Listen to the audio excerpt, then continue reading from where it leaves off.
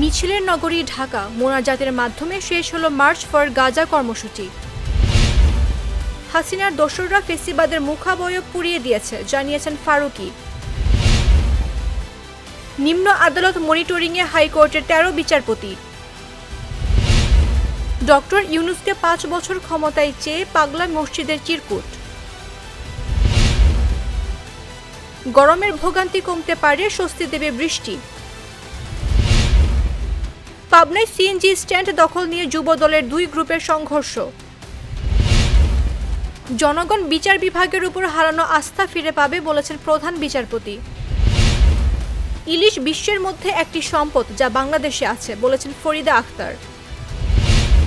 ভারতীয়রা আমাদের বিরুদ্ধে যে প্রচারণা চালাচ্ছে সেগুলো খামাখা বলেছেন সলিমুল্লাহ খান। হাতকড়া পরা শিশুর ভাইরাল ছবিটি বাস্তব নয়, অভিনয়।